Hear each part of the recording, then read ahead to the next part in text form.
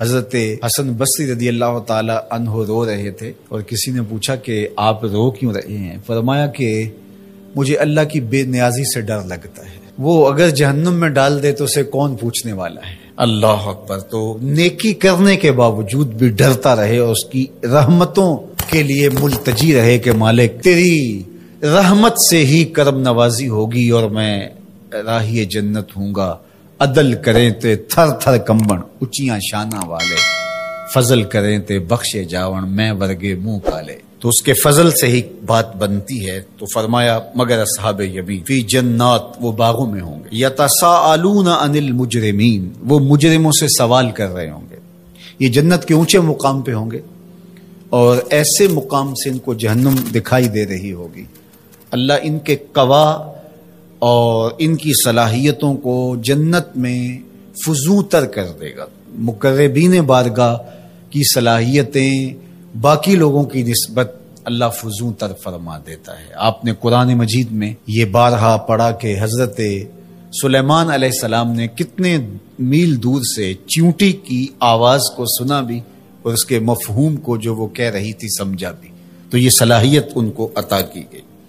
اللہ اکبر۔ تو اس طرح جنت کے اندر اہل جنت مجرمین کو دیکھ رہے ہوں گے جو جہنم کی آگ میں جل رہے ہوں گے اور ان سے سوال کریں گے، باقاعدہ ان سے بات کریں گے اور پوچھیں گے ان کو کیا ما سلککم فی سقر، وہ انہیں کہیں گے کہ تم جہنم میں کیسے آئے؟ قالوا لم نک من المصلین، وہ کہیں گے ہم نماز نہیں پڑھتے تھے۔ نماز نہ پڑھنے کا سبب ہوا کہ آج ہم جہنم کا ایندھن بنے۔ وَلَمْ نَكُ نُطْعِمُ الْمِسْكِينَ، اور ہم مسکینوں کو کھانا نہیں کھلایا کرتے تھے۔ عبادات یہ اللہ کا حق ہے جو بندے کے اوپر لازم ہے، اور ہم نمازوں کی کثرت اور دیگر اعمال خیر کی بجا آوری سے اپنے معاشرے کے دکھی، لاچار اور مجبور لوگوں سے اپنی نظریں نہیں ہٹا سکتے کہ ہم تو میاں پنج گانا نماز پڑھتے ہیں، کسی کو دکھ نہیں دیتے، اذیت نہیں پہنچاتے، تکلیف نہیں پہنچاتے، کافی ہمارے لیے۔ تو وہ کہیں گے ہم نماز نہیں پڑھتے تھے اور مسکینوں کو کھانا نہیں کھلاتے تھے۔ چلو یہ تو نماز بھی نہیں پڑھتے تھے، یہ ان کا ایک جرم، اور دوسرا جرم کہ وہ مسکینوں کو کھانا نہیں کھلاتے تھے اور جہنم کی آگ میں جل رہے ہیں۔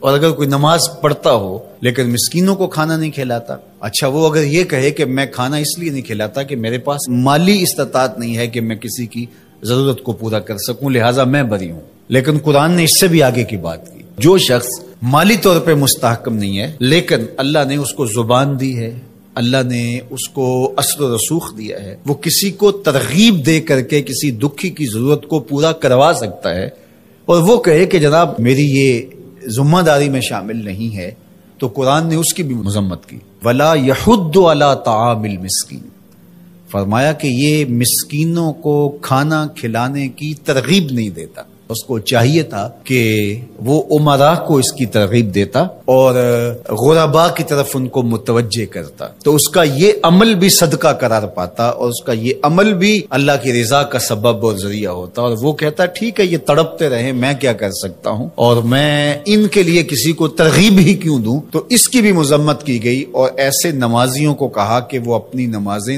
دکھاوے کی نمازیں پڑھ رہے ہیں، انہیں نماز کے فلسفے سے ہی آگہی نہیں آئی۔ اگر ان کے دل میں گداز پیدا نہیں ہوا، ان کے دل میں نرمی پیدا نہیں ہوئی، معاشرے کے کمزور، پسے ہوئے، لاچار، مجبور، اراملہ، مساکین، یتاما کی مدد کے لیے ان کے اندر یہ جذبات پیدا نہیں ہوئے، تو وہ تہجد پڑھیں، وہ سجدے کریں، وہ لمبی قرات کریں، لمبی نمازیں پڑھیں، تو کہا کہ وہ اپنی نماز کے فلسفے سے ہی آگاہ نہیں ہوئے۔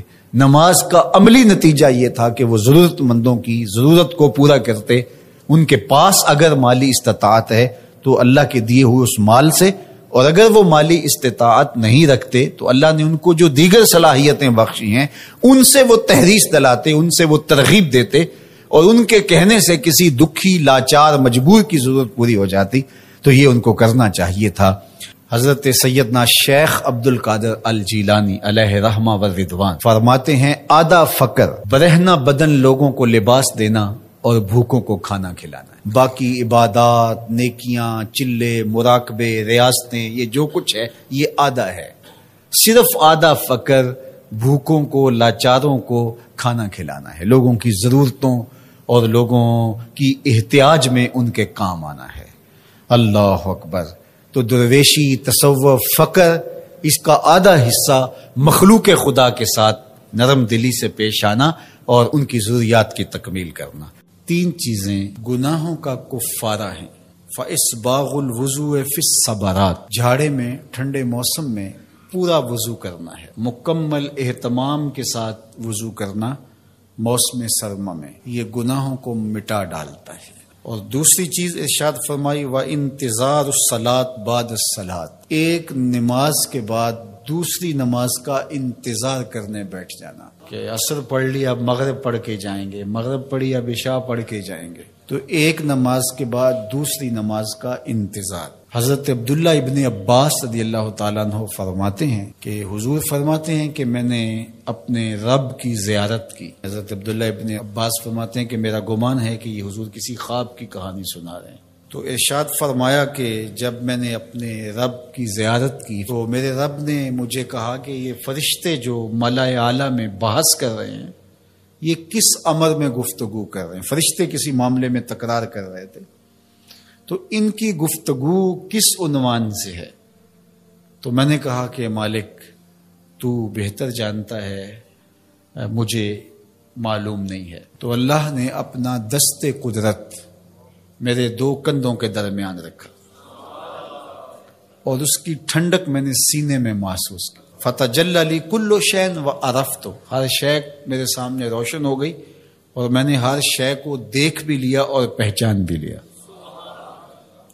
تو پھر میرے رب نے کہا کہ اب بتاؤ، تو ظاہر ہے اس کا دست قدرت میرے دو کندھوں کے درمیان آیا اور ہر شے میرے سامنے آ گئی۔ تو میں نے عرض کی یا اللہ یہ کفارات اور درجات کے بارے میں آپس میں بحث کر رہے ہیں، اور وہ کفارات کیا ہے؟ المکث فی المساجد بعد الصلاۃ، نماز کے بعد مسجدوں میں رک جانا کہ دوسری نماز پڑھ کے جائیں گے۔ اس پر فرشتے ملائے اعلیٰ میں، عالم بالا میں بیٹھ کے گفتگو کر رہے ہیں۔ اللہ اکبر، یہ کتنا بڑا عمل ہے کہ جس پر فرشتے کہہ رہے ہیں بلے بلے، کیسے وہ لوگ ہیں جو ایک نماز کے بعد دوسری نماز کے لیے رک جاتے ہیں۔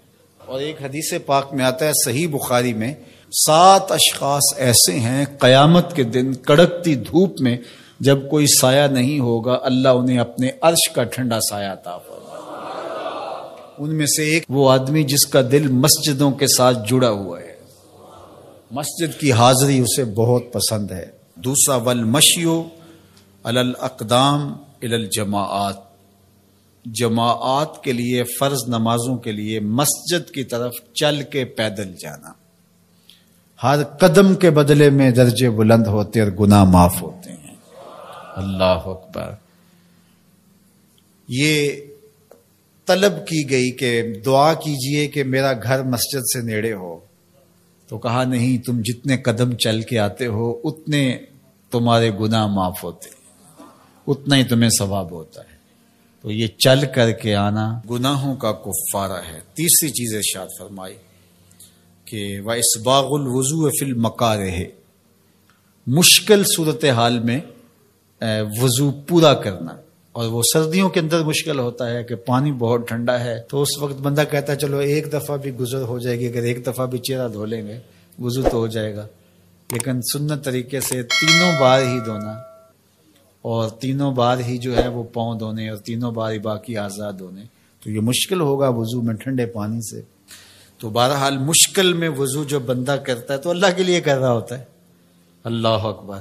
تو اللہ تعالیٰ کو یہ بڑا پسند ہے، اس سے اللہ گناہ ختم کر دیتا ہے۔ اللہ تو یہ 3 چیزیں کفارات میں سے